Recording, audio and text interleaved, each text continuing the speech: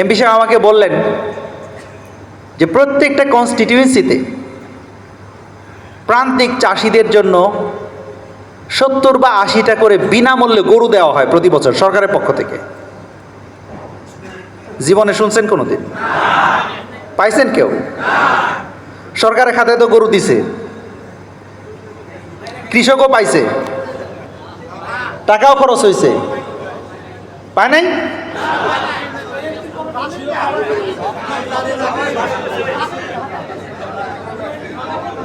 কাগজে কলমে হয়েছে,